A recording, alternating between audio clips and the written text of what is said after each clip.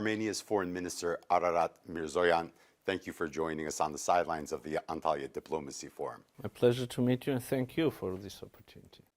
Նայելով հարավային Կովկասին, տեսնում ենք, որ տարածաշրջանն անցնում է փոխակերպումների շրջան։ Հետխորհրդային տարածքի երկրներն անցնում են աշխարհաքաղաքական փոփոխությունների միջով։ Նայելով Հայաստանին, հատկապես վերջին մի քանի տարիների ընթացքում, տեսնում ենք, որ այն ընդլայնել է դաշնակիցների իր ցանցը, ավանդական դաշնակիցներից անցում նոր դաշնակիցների։ Որպես Հայաստանի արտաքին քաղաքական գերատեսչության ղեկավար, ինչ հետագծով եք ցանկանում տանել ձեր երկիրը։ What trajectory do you want to take the country? Well, indeed, the region and Հիրավի, տարածաշրջանը ներառյալ Հայաստանը անցնում է լուրջ փոփոխությունների միջով։ Դա մեզ մոտ նաև ներքին գործընթաց է։ Հայաստանի ժողովուրդը ընտրել է հասարակական կյանքի կառուցման ժողովրդավարական ուղին։ Մենք ապացուցել ենք այս ընտրությունը մի քանի անգամ ընտրությունների, ինչպես նաև ժողովրդավարական ինստիտուտներ զարգացնելու միջոցով։ Եվ այս ճանապարհին մենք տեսնում ենք, որ Եվրոպական միությունը, Միացյալ Նահանգները մեծապես աջակցում են մեր ժողովրդավարական բարեփոխումներին, ինստիտուցիոնալ փոփոխություններին։ Եվ ընդհանուր առմամբ կարևոր է հնարավորինս դիվերսիֆիկացնել, ընդլայնել գործընկերների դաշնակիցների շրջանակը։ Այսպիսով, սա այն ճանապարհն է, որով մենք առաջ ենք գնում, էականորեն խորացնելով մեր հարաբերությունները Եվրամիության, Միացյալ Նահանգների հետ։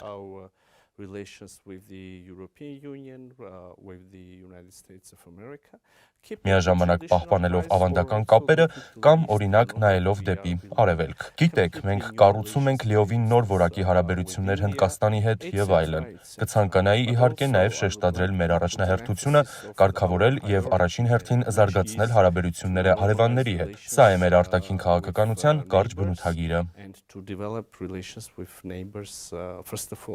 This is the foreign policy, to put the long story short. Խոսեցիք Եվրամիության մասին։ Եվրամիությունն ընդլայնվում է։ Երբևէ մտածել եք Եվրամիության անդամակցության մասին։ Արդյոք դա հնարավոր է մոտ կամ հեռավոր ապագայում։ Կամ գուցե ՆԱՏՕ-ին անդամակցությունն է Հայաստանին հետաքրքրում, որպես դեպի արևմուտք ձգտող արտաքին քաղաքականության մաս։ Outreach towards the West? Well, especially having in mind all the challenges that we have been facing.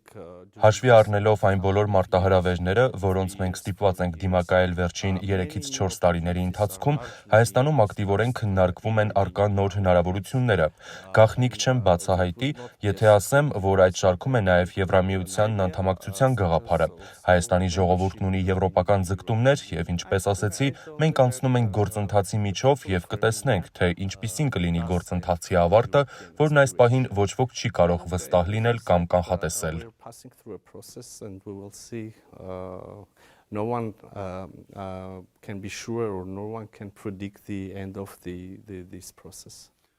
When you look inside of the Western camp, the two countries that Armenia seems to have. Ինչպես կգնահատեք արևմտյան երկու երկրների,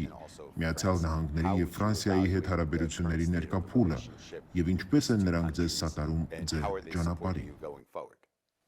Well, we're exploring new opportunities with these partners. We have strategic dialogue. Մենք ունենք Ֆրանսիայի, Ամերիկայի Միացյալ Նահանգների հետ փոխգործակցության նոր հնարավորություններ։ ԱՄՆ-ի հետ ունենք ռազմավարական երկխոսություն, որի շրջանակներում ուսումնասիրում ենք նոր ուղղություններ։ Նույնը կարող եմ ասել նաև Եվրոպական միության մասով։ Եվրամիության հետ մենք ունենք համապարփակ եւ ընդլայնված գործընկերության համաձայնագիրը, բայց եւ նայում ենք այս համաձայնագրից անդին։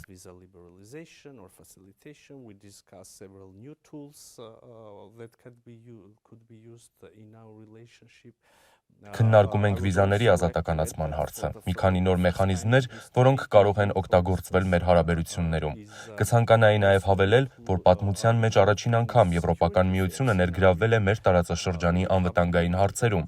Գիտեք, որ Հայաստանում տեղակայվել է Եվրոպական միության մշտադիտարկման առաքելությունը, որը մշտադիտարկում է Հայաստանի եւ Ադրբեջանի միջև սահմանը։ Կարևոր է նաև նշել, որ առաքելության տեղակայումից ի վեր սահմանին լարվածությունը նվազել է եւ մենք տեսնում հասկանում ենք, որ առաքելությունը նպաստել է կայունությանը։ Այսպիսով, նոր ուղղություններ, նոր ոլորտներ ենք ընդգրկում մեր գործընկերության մեջ, եւ մենք դեռ գործընթացի կես ճանապարհին ենք։ So new and new areas, new and new directions, and we're still in the middle of the process. We're here in Antalya right now at the Diplomacy Forum. Մենք հիմա Անտալիայում ենք, դիվանագիտական ֆորումի շրջանակներում, եւ նայելով Թուրքիայի հետ վերջին 1 տարվա հարաբերություններին, հատկապես երկրաշարժի շրջանում, տեսնում ենք Հայաստանի աջակցությունը Թուրքիային, սահմանին կամուրջի բացումը, որը փակ էր շատ երկար ժամանակ։ Հայաստանի վարչապետը ժամանեց Թուրքիայի նախագահի երթմնակալության արարողությանը։ Թվում է, թե դա նոր խթան է հանդիսացել երկու երկրների միջև հարաբերությունների կարգավորման հարցում։ Ինչպես եք տեսնում կարգավորման գործընթացն այս պահին։ Ինչ է պակասում հաջորդ քայլն անելու համար։ Well, speaking about the earthquake and Armenian response, Խոսելով երկրաշարժի եւ Հայաստանի արձագանքի ցուցաբերած աջակցության մասին, կցանկանայի սա առանձնացնել կարգավորման գործընթացի համատեքստից։ Կարգավորումը քաղաքական գործընթաց է, իսկ երբ խոսում ենք երկրաշարժի մասին, մարդկային կյանքի կորստի, ողբերգության, զոհվածների ընտանիքների անդամների մասին, դրանք այլ արժեքներ են, մի իրավիճակ, որում մեզ առաջնորդում են լիովին այլ զգացողություններ։ Մենք աջակցություն տրամադրեցինք ի սրտե, քանզի գիտենք, մենք ինքներս տեսել ենք ավերիչ երկրաշարժի արհավիրքը Հայաստանի հյուսիսում եւ այն ժամանակ աջակցության մի մասը Հայաստան հասավ Թուրքիայի հետ սահմանով։ Ուստի այս անգամ էլ սահմանը բացվեց մեր ուղարկած փրկարարների մարդասիրական աջակցության համար։ And the border was opened in order to let this assistance in and also to let the rescuers go back after the work has been done.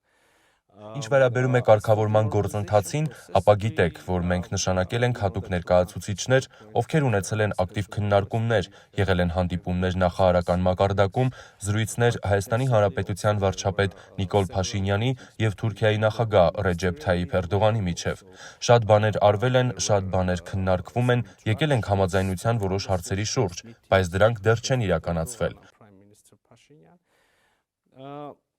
Many things have already been done. Many things are being discussed. Many things are agreed, but still are not done. For instance, the opening of the border for Օրինակ, սահմանի բացումը երրորդ երկրների քաղաքացիների եւ դիվանագիտական անձնագիր կրող Հայաստանի ու Թուրքիայի քաղաքացիների համար։ Սա համաձայնեցվել է, բայց ցավոք դեռ կյանքի չի կոչվել։ Մենք հուսով ենք, որ դա տեղի կունենա շուտով։ Կան նաեւ վստահության ձևավորման այլ միջոցներ, որոնց շուրջ մենք համաձայնության ենք եկել։ Օրինակ, Անիի պատմական կամրջի վերականգնումը։ Սա գործընթաց է, որի միջով մենք անցնում ենք, բայց նաև արդեն ժամանակն է տեղում տեսնել շոշափելի արդյունքներ։ So I would say knock on the wood. Again, we're in the middle of the process, but it's also already time to see very tangible things happening on the ground. Generally, when we see normalization process and as you Ընդհանուր said, առմամբ, confidence building երբ առնչվում ենք կարգավորման գործընթացի եւ ինչպես դուք նշեցիք վստահության ձևավորման միջոցների մասին, տնտեսությունը սովորաբար շատ կարևոր դեր է կատարում։ Ինչպես եք տեսնում Հայաստանի եւ Թուրքիայի միջև առևտուրը։ Իհարկե, Հայաստանի եւ Թուրքիայի միջև սահմանի բացման եւ առևտրային կապերի զարգացման միջև կա ուղղակի հարաբերակցություն, կարելի է քննարկել, թե որը մյուսի վրա ավելի շատ կազդի, բայց ես հավատացած եմ, որ եթե մենք բացենք սահմանը, գործարար կապերն ինքնուրույն կզարգանան։ Իմ տպավորությունն այն է, որ ունենք առաջնորդություն, քաղաքական կամք երկու կողմերից, եւ եթե մենք անենք վերջնական քայլերը, բացենք սահմանը, հաջորդիվ տնտեսական կապերը կզարգանան, կգտնեն իրենց ուղին։ The borders and then the economic ties will pave their way. I want to talk a little about Azerbaijan as well. You've had meetings now for Խոսենք նաև Ադրբեջանի մասին։ Դուք հանդիպումներ եք ունեցել վերջին մի քանի ամիսներին, կարող ենք ասել տարիներին։ Ինչպես եք գնահատում խաղաղության հեռանկարները, իրական խաղաղության, ամբողջական կարգավորման ոչ զինադադարի։ Հասկանալիորեն դա դեռ ենթադրում է երկար ճանապարհ, բայց դիվանագիտական ճակատում ինչ փուլի եք հասել։ Well, indeed, we talk about not a ceasefire, but a lasting peace. Հիրավի, Ադրբեջանի հետ մենք քննարկում ենք ոչ թե զինադադար, այլ խաղաղության հասնելու գործընթաց։ Մենք բանակցում ենք խաղաղության պայմանագրի նախագծի շուրջ, կան նաև այլ քննարկումների հարթակներ։ Կայացել են հանդիպումներ երկրների ղեկավարների մակարդակով, բանակցություններ արտաքին գործերի նախարարների միջև։ Շատ բաների շուրջ մեզ հաջողվել է համաձայնության գալ, բայց կան առանցքային շատ կարևոր հարցեր, որոնց շուրջ կողմերի դիրքորոշումները դեռ հեռու են իրարից։ Կցանկանայի նշել մի քանիսը, առավել կարևորները։ Նախ առաջինը տարածքային ամբողջականության, սահմանների ճանաչման եւ հետագա սահմանազատման գործընթացի ապահովման հարցն է։ Երկու երկրները 1991 թվականին ստորագրել եւ վավերացրել են փաստաթուղթ, որով ճանաչել են միմյանց տարածքային ամբողջականությունը, սահմանները։ Դա Ալմա-Աթայի հռչակագիրն է։ The two countries have signed and ratified a document in 1991 recognizing each other's territorial integrity, recognizing the borders. It was the Almaty Declaration. Առանց շատ մանրամասների նշեմ, որ դա այն փաստաթուղթն է, որով ԽՍՀՄ 12 հանրապետություններն ընդունել են, որ նախ ԽՍՀՄ-ը դադարել է գոյություն ունենալ, by which the 12 republics of Soviet Union recognized that the Soviet Union stops existing. Եվ երկրորդ, նրանց միջև վարչական սահմանները ճանաչվել են որպես միջպետական միջազգային սահմաններ։ Հայաստանը եւ Ադրբեջանը այդ հանրապետությունների շարքում էին։ Վերջին շրջանի բանակցությունների ընթացքում երկու երկրների ղեկավարները վերահաստատել են հանձնառությունը Ալմա-Աթայի հռչակագրին, դրա սկզբունքներին, մասնավորապես 2022 թվականին Պրահայում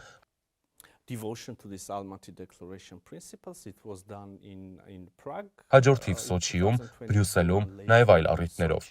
in Russia, and then later in Brussels, and on numerous other occasions. Ուստի երկու երկրները վերահաստատել են, որ ճանաչում են միմյանց տարածքային ամբողջականությունը եւ համաձայնել են հետագա սահմանազատման գործընթացն իրականացնել Ալմա-Աթայի հռչակագրի 1991 թվականի սահմանագծի հիման վրա։ Այդուհանդերձ այժմ, երբ մենք ցանկանում ենք խաղաղության պայմանագրում հղում կատարել Ալմա-Աթայի հռչակագրին, նշելով այն, ինչ ես քիչ առաջ նկարագրեցի, ոչ ավելին, մենք տեսնում ենք Ադրբեջանի կողմից դժկամություն ստորագրել այդպիսի փաստաթուղթ։ Նրանք պարզապես տեքստից հեռացնում են այդ հղումը, հատվածը։ Սա առնվազն հարցեր է առաջացնում Հայաստանի Հանրապետության դիվանագետների շրջանում, քանզի կան կասկածներ, որ մեր տարածաշրջանում տեղի ունեցած ոճրագործություններից, Լեռնային Ղարաբաղից իրենց հայրենիքից among Armenian diplomats because there are concerns that after all the atrocities, the hostilities that we have seen in our region after the Հայերի բռնի տեղահանումից հետո Ադրբեջանը կարող է ունենալ հետագա ծրագրեր, շարունակել իր նկրտումները Հայաստանի Հանրապետության ինքնիշխան տարածքի նկատմամբ։ Can still have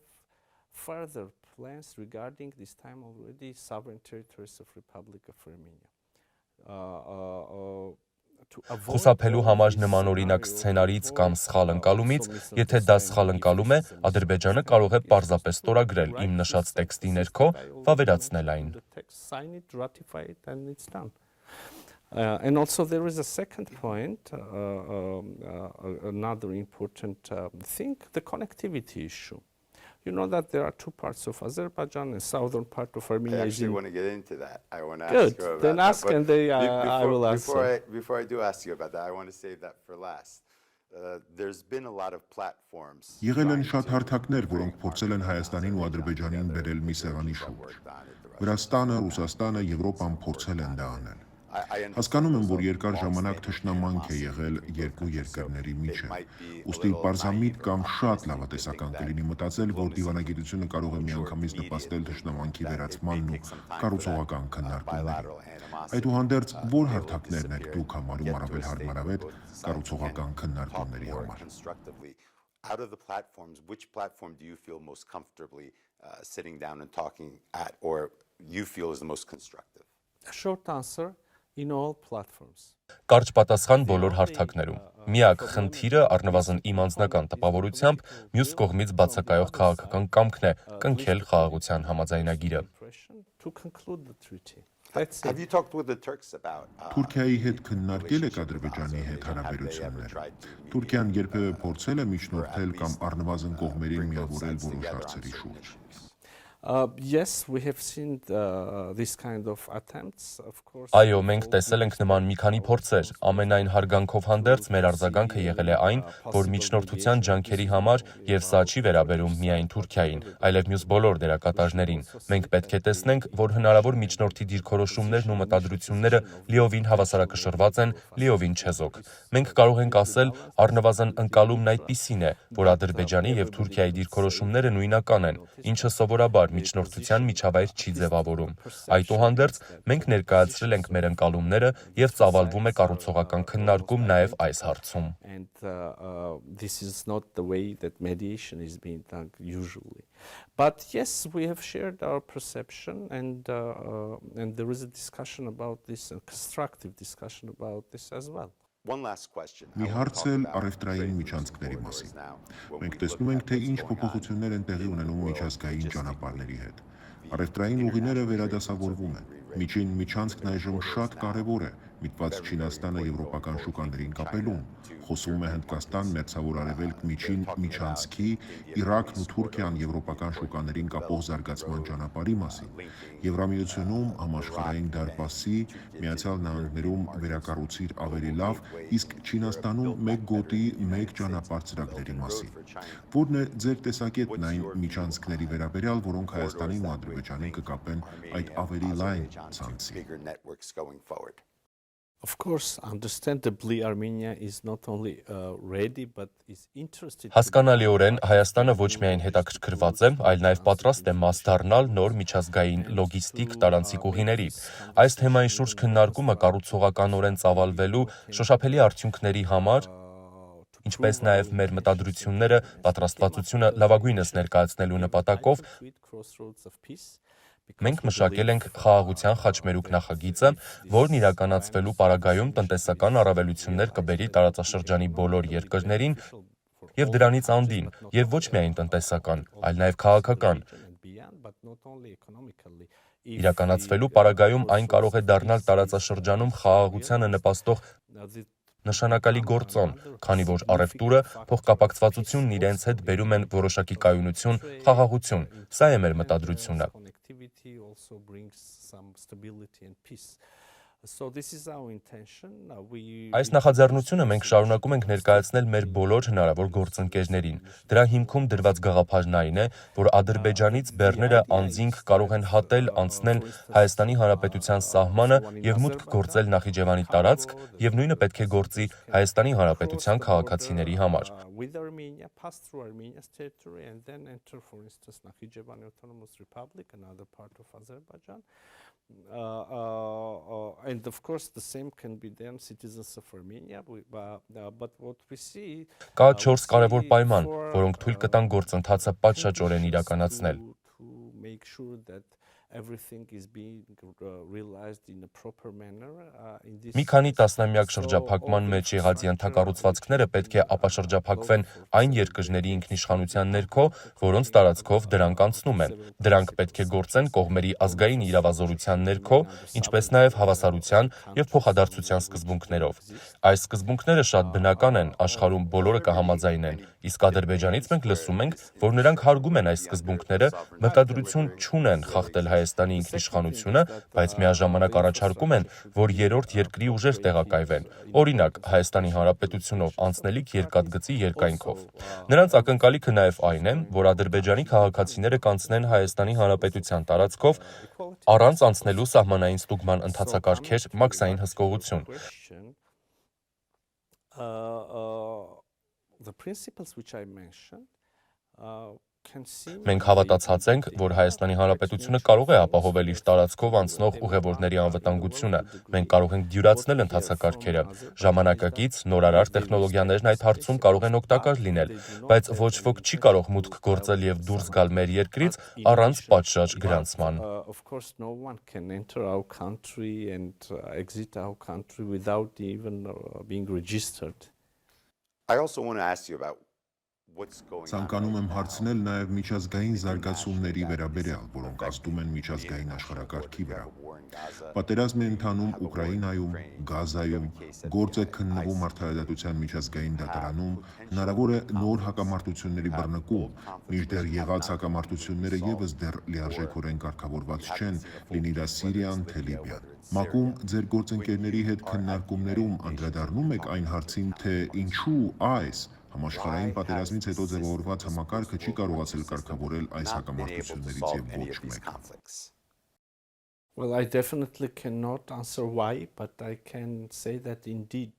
Վստահաբար չեմ կարող պատասխանել, թե ինչու, բայց կարող եմ ասել, որ հիրավի մեր գործընկերներից շատերը փաստացիորեն բոլորն աշխարհում ընդունում են, որ միջազգային աշխարհակարգի վատթարացումը հանգեցրել է մի շարք խնդիրների, եւ հիմա ժամանակն է քաղաքական միտքը նաեւ ջանքեր գործադրի ավելի արդար, կայուն եւ երկարատև աշխարհակարգ կառուցելու ուղղությամբ just and lasting stable world order հիմնված միջազգային իրավունքի վրա, մարդկային արժեքների, կյանքերի փրկության համար։ Սրանք մեզ համար ընդհանրական բառեր չեն, սա այն է, ինչին մենք բախվել ենք մեր տարածաշրջանում։ Ես արդեն նշեցի Լեռնային Ղարաբաղից ողջ հայ բնակչության բռնի տեղահանումը։ Մեր ինքնիշխան տարածք ներխուժումները, հակամարտությունները, որոնց միջով մենք անցել ենք տասնամյակներ շարունակ։ Իսկ հիմա փորձում ենք խնդիրներին լուծումներ գտնել։ Մենք տեսնում ենք, որ մենք միայնակ չենք այս հարցում։ Համաշխարհային մակարդակում պետք է լրացուցիչ ջանքեր գործադրվեն լուծումներ փնտրելու ուղղության համար։ Which are unfortunately not found yet. When you look at this system right now, whether it be the UN Security Council or Ինչ կցանկանայիք փոխել Միացյալ Ազգերի կազմակերպության անվտանգության խորհրդի կամ ՄԱԿ համակարգի այլ մեխանիզմերում ձևավորելու ավելի արդար համակարգ։ ՄԱԿ-ը կոչված է լինելու հակամարտությունների կարգավորման, խաղաղության կենտրոն։ Ինչպես եք տեսնում դրա վերափոխումն այդ նպատակին ծառայեցնելու համար։ Որն է բացակայող բաղադրիչը։